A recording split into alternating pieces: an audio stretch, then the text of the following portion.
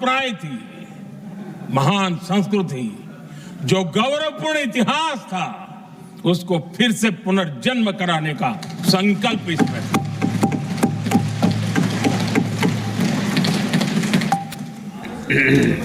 आदरणीय अध्यक्ष जी,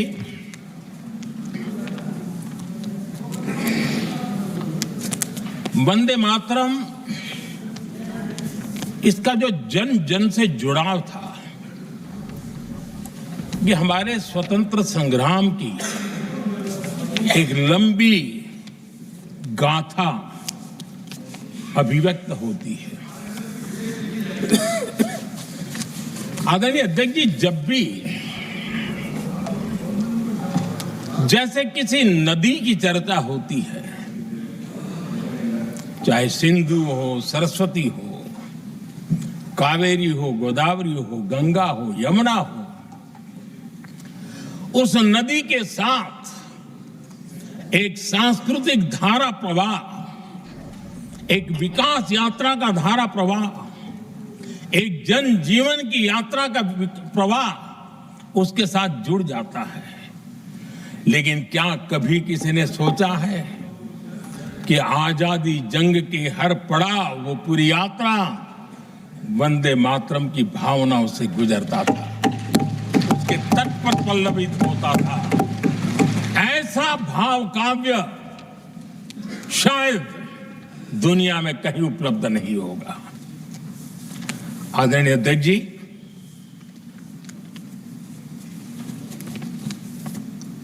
अंग्रेज समझ चुके थे कि 1857 के बाद लंबे समय तक भारत में टिकना उनके लिए मुश्किल लग रहा था। और जिस प्रकार से वो अपने सपने लेकर के आए थे, तब उनको लगा कि जब तक भारत को बांटेंगे नहीं, जब तक भारत को टुकड़ों में नहीं बांटेंगे, भारत में ही लोगों को एक दूसरे से लड़ाएंगे नहीं, अच्छा, देख लो मोबाइल में चल रहा है, यहाँ राज करना मुश्किल है। पिस्ता भूमि में खोलो ना, चलेगा। और अंग्रेजों ने बांटो और राज करो इस रास्ते को चुना और उन्होंने बंगाल को इसकी प्रयोगशाला बनाया, क्योंकि अंग्रेज भी जानते थे वो एक वक्त था जब बंगाल का बौद्धिक सामर्थ्य देश को दिशा देता था, देश को ताकत देता था, देश को प्रेरणा देता था। और इसलिए अंग्रेज भी चाहते थे कि बंगाल का ये जो सामर्थ्य है वो पूरे देश की शक्ति का एक प्रकार से केंद्र बिंदु है। और इसलिए अंग्रेजों ने सबसे पहले बंगाल के टुकड़े करने की दिशा में काम किया। और अंग्रेजों का मानना था कि एक बार बंगाल टूट गया तो ये देश भी टूट जाएगा और वो यावत चंद्र दिवाकरो राज करते रहेंगे, ये इनकी सोच थी। 1905 में अंग्रेजों ने बंगाल का विभाजन किया, लेकिन जब अंग्रेजों ने 1905 में ये पाप किया तो वंदे मातरम चट्टान की तरह खड़ा रहा। बंगाल की एकता के लिए वंदे मातरम गली गली का नाद बन गया था और वही नारा प्रेरणा देता था। अंग्रेजों ने बंगाल विभाजन के साथ ही भारत को कमजोर करने के बीच और अधिक बोने की दिशा पकड़ ली थी। लेकिन वंदे मातरम एक स्वर एक सूत्र के रूप में अंग्रेजों के लिए चुनौती बनता गया और देश के लिए चट्टान बनता गया। आदरणीय अध्यक्ष जी, बंगाल का विभाजन तो हुआ, लेकिन एक बहुत बड़ा स्वदेशी आंदोलन खड़ा हुआ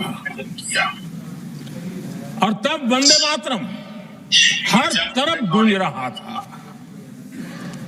अंग्रेज समझ गए थे कि बंगाल की धरती से निकला बंकिम दा का ये भाव सूत्र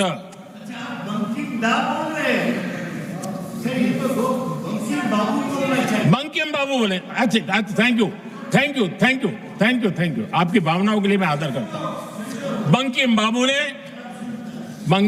ने थैंक यू दादा, थैंक यू। हाँ, आपको तो दादा कह सकता हूं ना, वरना उसमें भी आपको इतराज हो जाएगा। बंकिम बाबू ने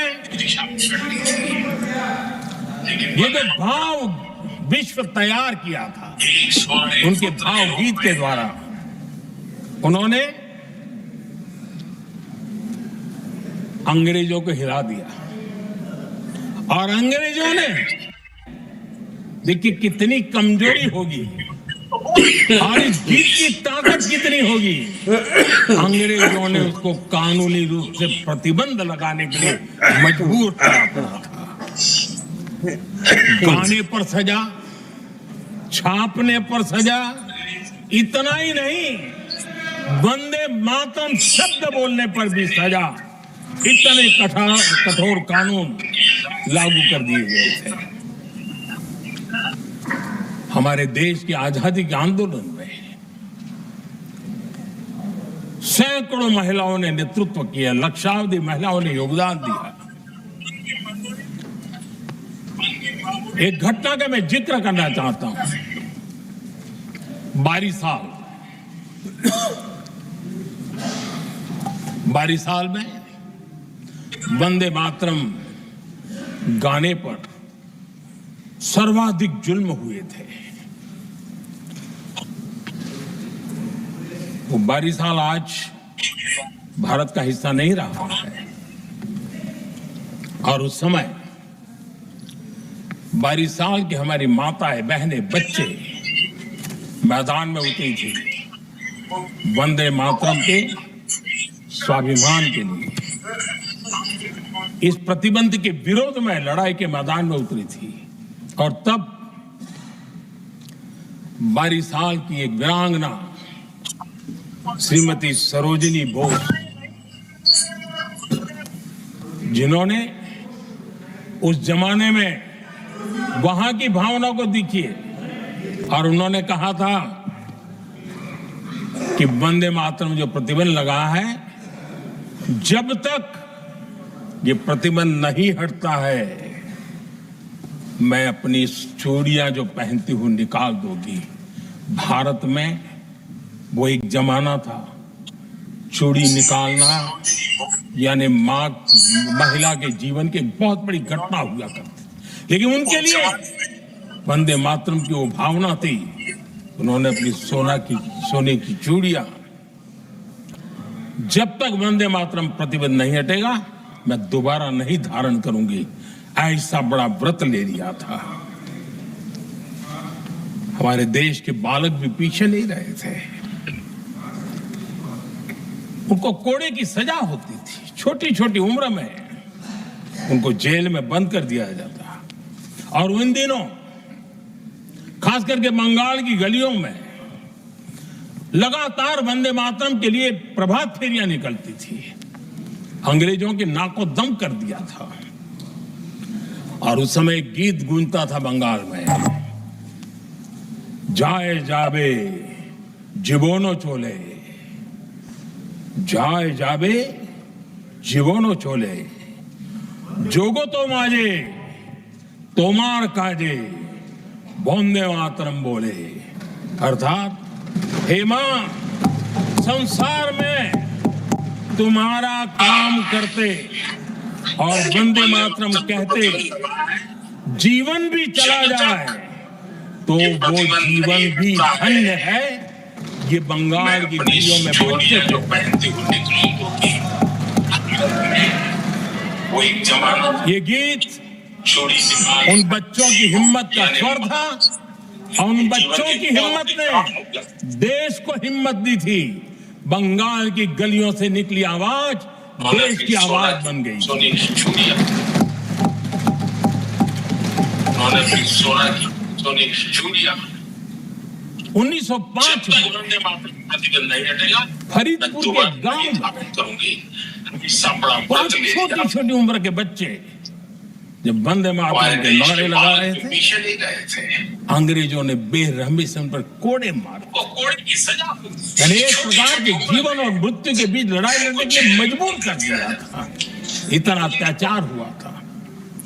1906 में नागपुर में के लिए नील सिटी हाई स्कूल के उन बच्चों पर भी अंग्रेजों ने ऐसे ही जुल्म किए। गुनाह यही था कि वो एक स्वर से वंदे मातरम बोल करके खड़े हो गए थे। उन्हें वंदे मातरम के लिए मंत्र का महत्व अपनी ताकत से सिद्ध करने का प्रयास किया था। हमारे जांबाज सपूत बिना किसी डर के फांसी के तख्त पर चढ़ते थे और आखिरी सांस तक वंदे मातरम, वंदे मातरम, वंदे मातरम, यही उनका भाव घोष रहता था। खुदीराम बोस, मदनलाल ढींगरा, राम प्रसाद बिस्मल, अशफाकुल्ला खान, रोशन सिंह, राजेंद्र नाथ लाहिड़ी, रामकृष्ण विश्वास, अनगिनत जिन्होंने वंदे मातरम कहते कहते फांसी के फंदे को अपने गले पर लगाया था। लेकिन देखिए, ये अलग अलग जेलों में होता था, अलग अलग इलाकों में होता था। प्रक्रिया करने वाले चेहरे अलग थे, लोग अलग थे। जिन पर जुल्म हो रहा था उनकी भाषा भी अलग थी। लेकिन एक भारत श्रेष्ठ भारत, इन सब का मंत्र एक ही था, वंदे मातरम।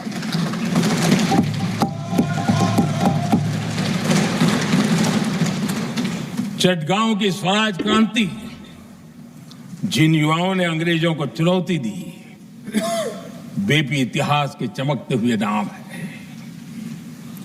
हरगोपाल बाग, पुलिन विकास घोष, त्रिपुर सेन, इन सब ने देश के लिए अपना बलिदान दिया।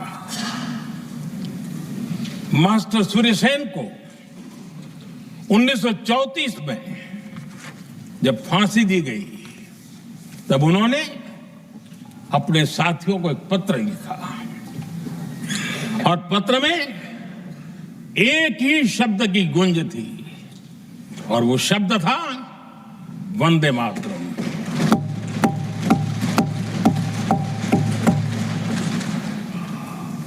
आदरणीय अध्यक्ष जी, हम देशवासियों को गर्व होना चाहिए। दुनिया के इतिहास में कहीं पर भी ऐसा कोई काव्य नहीं हो सकता, ऐसा कोई भावगीत नहीं हो सकता जो सदियों तक एक लक्ष्य के लिए कोटि कोटि जनों को प्रेरित करता हो और जीवन आहुत करने के लिए निकल पड़ते हो। दुनिया में ऐसा कोई भावगीत नहीं हो सकता जो वंदे मातरम। पूरे विश्व को पता होना चाहिए कि गुलामी के कालखंड में भी ऐसे लोग हमारे यहां पैदा होते थे जो इस प्रकार के भावगीत की रचना कर सकते थे। ये विश्व के लिए अजूबा है, हमें गर्व से कहना चाहिए, तब दुनिया भी मानना शुरू करेगी। ये हमारी स्वतंत्रता का मंत्र था, ये बलिदान का मंत्र था, ये ऊर्जा का मंत्र था, ये सात्विकता का मंत्र था, ये समर्पण का मंत्र था, ये त्याग और तपस्या का मंत्र था, संकटों को सहने का सामर्थ्य देने का एक मंत्र था, और वो मंत्र वंदे मातरम था। और इसलिए गुरुदेव रविंद्रनाथ टैगोर ने लिखा था, उन्होंने लिखा था, एकी सूत्रे बांधी आछी सोहस्टोटी मौन, एक ही कार्य सौंपी आछी सहस्त्र जीवन वंदे मातरम। अर्थात एक सूत्र में बंधे हुए सहस्त्र मन, एक ही कार्य में अर्पित सहस्त्र जीवन वंदे मातरम। ये रविंद्रनाथ टैगोर जी ने लिखा। आदरणीय अध्यक्ष जी, उसी कालखंड में वंदे मातरम की रिकॉर्डिंग दुनिया के अलग अलग भागों में पहुंची, और लंदन में जो क्रांतिकारियों की एक प्रकार से तीर्थ भूमि बन गया था, वो लंदन का इंडिया हाउस, वीर सावरकर जी ने वहां वंदे मातरम गीत, और वहां ये गीत बार बार गूंजता था। देश के लिए जीने मरने वालों के लिए वो एक बहुत बड़ा प्रेरणा का अवसर रहता था। उसी समय बिपिन चंद्र पाल और महर्षि अरविंद घोष, उन्होंने अखबार निकाले, उस अखबार का नाम भी उन्होंने वंदे मातरम रखा। यानी डगर डगर पर अंग्रेजों की नींद हराम करने के लिए वंदे मातरम काफी हो जाता था, और इसलिए उन्होंने इस नाम रखा। कौन? अंग्रेजों ने अखबारों पर रोक लगा दी, तो मैडम भिकाजी कामा ने पेरिस में एक अखबार निकाला, और उसका नाम उन्होंने वंदे मातरम रखा। आदरणीय अध्यक्ष जी, वंदे मातरम ने भारत को स्वावलंबन का रास्ता भी दिखाया। उस समय माचिस की डिबिया, मैच बॉक्स, वहां से लेकर के बड़े बड़े शिप, उस पर भी वंदे मातरम लिखने की परंपरा बनी। और बाहरी कंपनियों को चुनौती देने का एक माध्यम बन गया, स्वदेशी का एक मंत्र बन गया। आजादी का मंत्र स्वदेशी के मंत्र की तरफ विस्तार होता गया। आदरणीय अध्यक्ष जी, मैं एक और घटना का जिक्र भी करना चाहता हूं। 1907 में जब वीओ चिदम्बरम पिल्लाई, उन्होंने स्वदेशी कंपनी का जहाज बना, तो उस पर भी लिखा था वंदे मातरम।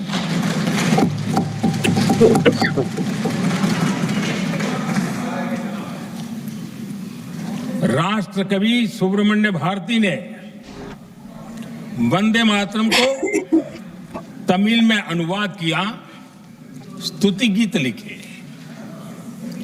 उनके कई तमिल देशभक्ति गीतों में वंदे मातरम की श्रद्धा साफ साफ नजर आती है। शायद सभी लोगों को, हो सकता है तमिलनाडु के लोगों को पता हो, लेकिन सभी लोगों को ये बात का पता ना हो कि भारत का ध्वज गीत वी सुब्रमण्यम भारती ने ही लिखा था। उस ध्वज गीत का वर्णन, जिस पर वंदे मातरम लिखा हुआ था, तमिल में इस ध्वज गीत का शीर्षक था ताइन माणी कोड़ी पारिल, ताळंदु पणिंदु पुलहिंद्रु वारिल। अर्थात देश प्रेमियों, दर्शन कर लो, सविनय अभिनंदन कर लो, मेरी मां की दिव्य ध्वजा का वंदन कर लो।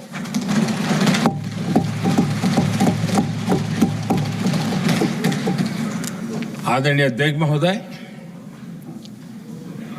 मैं आज इस सदन में वंदे मातरम पर महात्मा गांधी की भावनाएं क्या थी वो भी रखना चाहता हूं। दक्षिण अफ्रीका से प्रकाशित एक साप्ताहिक पत्रिका निकलती थी, इंडियन ओपिनियन, और इस इंडियन ओपिनियन में महात्मा गांधी ने 2 दिसंबर 1905 जो लिखा था उसको मैं कोट कर रहा हूं। उन्होंने लिखा था, महात्मा गांधी ने लिखा था, गीत वंदे मातरम जिसे बंकिम चंद्र ने रचा है, पूरे बंगाल में अत्यंत लोकप्रिय हो गया है। स्वदेशी आंदोलन के दौरान बंगाल में विशाल सभाएं हुई जहां लाखों लोग इकट्ठा हुए और बंकिम का यह गीत गाया। गांधी जी आगे लिखते हैं, ये बहुत महत्वपूर्ण है। वो लिखते हैं, ये 1905 की बात है। उन्होंने लिखा, यह गीत इतना लोकप्रिय हो गया है जैसे ये हमारा नेशनल एंथम बन गया है।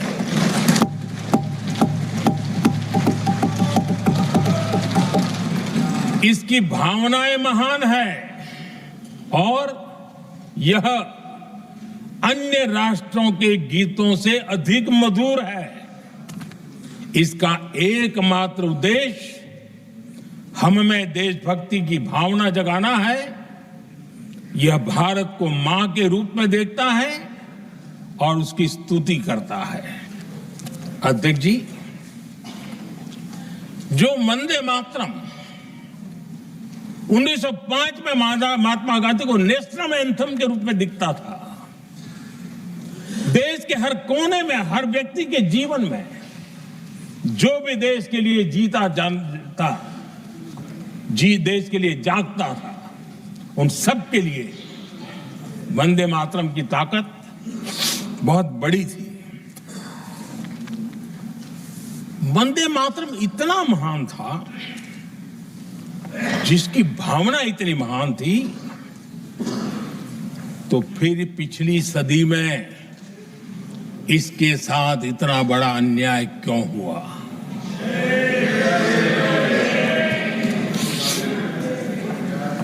वंदे मातरम के साथ विश्वासघात क्यों हुआ?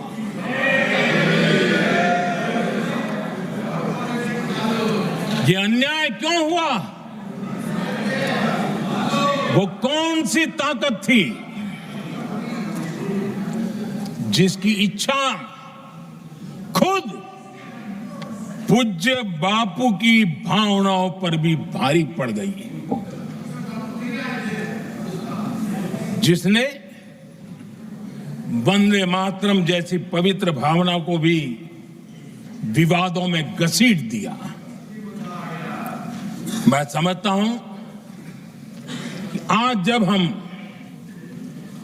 वंदे मातरम के 150 वर्ष का पर्व मना रहे हैं, चर्चा कर रहे हैं, तो हमें उन परिस्थितियों को भी हमारी नई पीढ़ियों को जरूर बताना हमारा दायित्व है,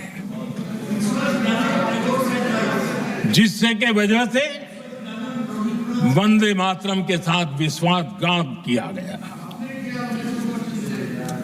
वंदे मातरम के प्रति मुस्लिम लीग की विरोध की राजनीति तेज होती जा रही थी। मोहम्मद अली जिन्ना ने लखनऊ से 15 अक्टूबर 1937 को वंदे मातरम के विरुद्ध का नारा बुलंद किया। फिर कांग्रेस के तत्कालीन अध्यक्ष जवाहरलाल नेहरू को अपना सिंहासन डोलता दिखा। बजाय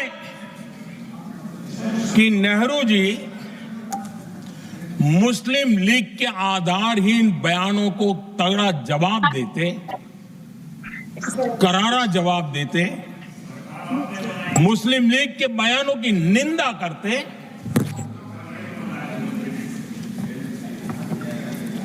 और वंदे मातरम के प्रति खुद की भी और कांग्रेस पार्टी की भी निष्ठा को प्रकट करते हैं। लेकिन उल्टा हुआ। वो ऐसा क्यों कर रहे, वो तो पूछा ही नहीं, न जाना। लेकिन उन्होंने वंदे मातरम की ही पड़ताल शुरू कर दी।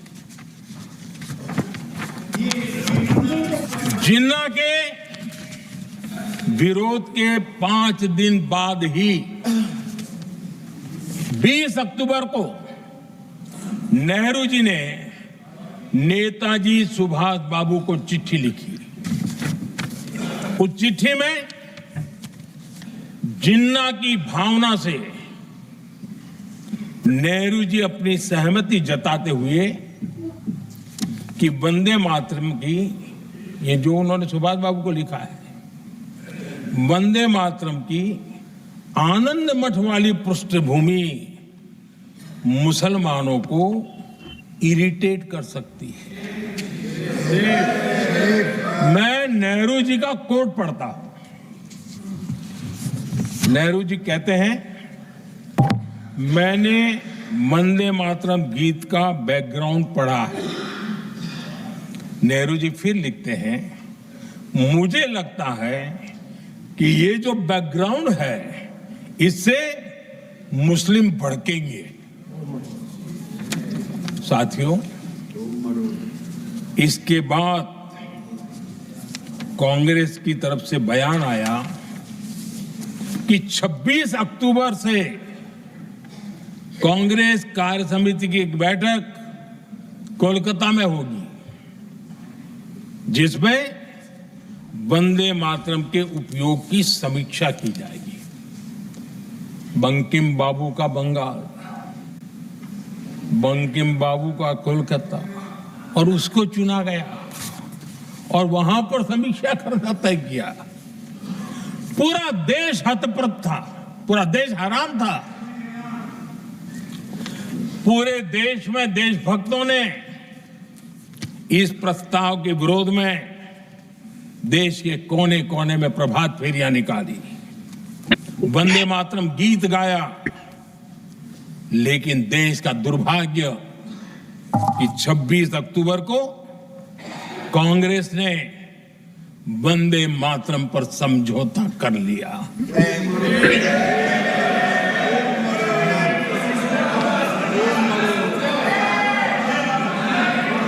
वंदे मातरम के टुकड़े करने के फैसले में, वंदे मातरम के टुकड़े कर दिए। उस फैसले के पीछे नकाब ये पहना गया, चोला ये पहना गया कि ये तो सामाजिक सद्भाव का काम है। लेकिन इतिहास इस बात का गवाह है कि कांग्रेस ने मुस्लिम लीग के सामने घुटने टेक दिए और मुस्लिम लीग के दबाव में किया। और कांग्रेस का ये तुष्टीकरण की राजनीति को साधने का एक तरीका था। आदरणीय अध्यक्ष जी, तुष्टीकरण की राजनीति के दबाव में कांग्रेस वंदे मातरम के बंटवारे के लिए झुकी। इसलिए कांग्रेस को एक दिन भारत के बंटवारे के लिए झुकना पड़ा।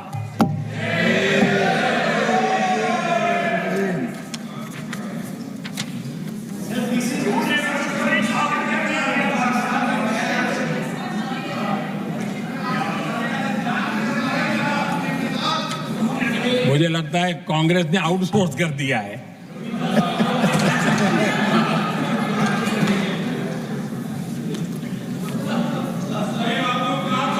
दुर्भाग्य से कांग्रेस की नीतियां वैसी की वैसी थी है, और इतना ही नहीं, आईएनसी चलते चलते एमएमसी हो गया है।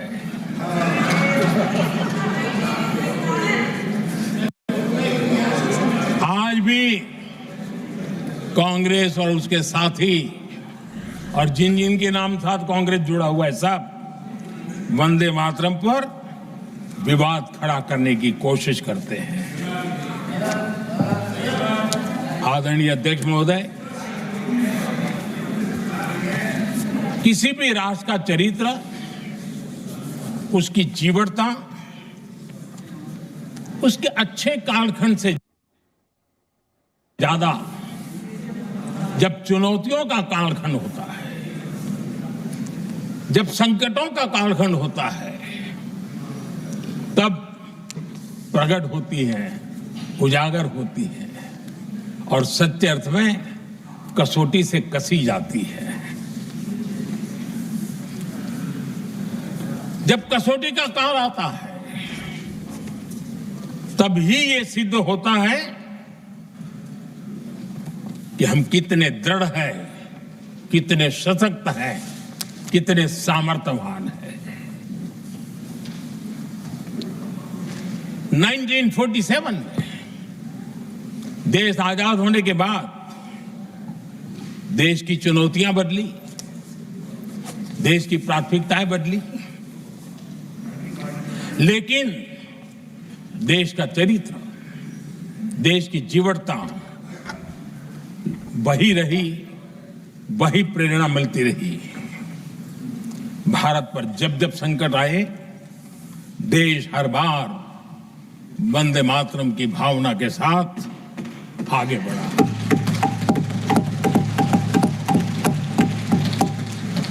बीच का कालखंड कैसा गया जाने दो, लेकिन आज भी 15 अगस्त 26 जनवरी की जब बात आती है, हर घर तिरंगा की बात आती है, चारों तरफ भाव दिखता है, तिरंगे झंडे फहरते हैं। एक जमाना था जब देश पर खाद्य का संकट आया, वही वंदे मातरम का भाव था। मेरे देश के किसानों ने अंदर के भंडार भर दिए, और इसके पीछे भाव वही है, वंदे मातरम। जब देश की आजादी को कुचलने की कोशिश हुई, संविधान के पीठ पे छुरा भोंक दिया गया, आपातकाल थोप दिया गया, यही वंदे मातरम की ताकत थी कि देश खड़ा हुआ और परास्त करके रहा। देश पर जब भी युद्ध थोपे गए, देश को जब भी संघर्ष की नौबत आई, यही वंदे मातरम का भाव था। देश का जवान सीमाओं पर अड़ गया और मां भारती का झंडा फहराता रहा, विजय श्री प्राप्त कर। कोरोना जैसे वैश्विक महासंकट आया, यही देश उसी भाव से खड़ा हुआ, उसको भी परास्त करके आगे बढ़ गया। आदरणीय अध्यक्ष जी, यह राष्ट्र की शक्ति है, यह राष्ट्र को भावनाओं से जोड़ने वाला सामर्थ्यवान एक ऊर्जा प्रवाह है, ये चेतना प्रवाह है, ये संस्कृति की अविरल धारा का प्रतिबिंब है, उसका प्रकटीकरण है। ये वंदे मातरम हमारे लिए सिर्फ स्मरण करने का काल नहीं, एक नई ऊर्जा, नई प्रेरणा का लेने का काल बन जाए, और हम उसके लिए प्रति समर्पित होते चले। और मैंने पहले कहा, हम लोगों पर तो कर्ज है वंदे मातरम का। वही वंदे मातरम है जिसने वो रास्ता बनाया, जिस रास्ते से हम यहां पहुंचे हैं, और इसलिए हमारा कर्ज बनता है।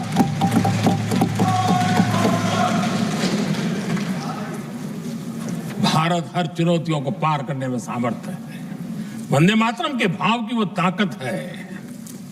वंदे मातरम ये सिर्फ गीत या भावगीत नहीं, ये हमारे लिए प्रेरणा है, राष्ट्र के प्रति कर्तव्यों के लिए हमें झकझोरने वाला काम है, और इसलिए हमें निरंतर इसको करते रहना होगा। हम आत्मनिर्भर भारत का सपना लेकर के चल रहे हैं, इसको पूरा कर रहा है। वंदे मातरम हमारी प्रेरणा है। हम स्वदेशी आंदोलन को ताकत देना चाहते हैं। समय बदला होगा, रूप बदले होंगे, लेकिन पूज्य गांधी ने जो भाव व्यक्त किया था, उस भाव की ताकत आज भी मौजूद है और वंदे मातरम हमें जोड़ता है। देश के महापुरुषों का सपना था स्वतंत्र भारत का। देश की आज की पीढ़ी का सपना है समृद्ध भारत का। आजाद भारत का सपने को सिंचा था वंदे भारत की भावना है। वंदे मातरम की भावना ने समृद्ध भारत के सपने को सिंचेगा वंदे मातरम की भावना। उसी भावना को लेकर के हमें आगे चलना है।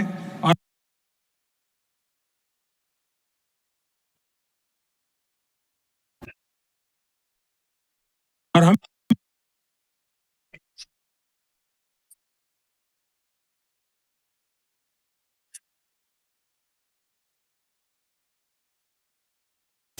आत्मनिर्भर भारत बनाना, 2047 में देश विकसित भारत बन के रहे।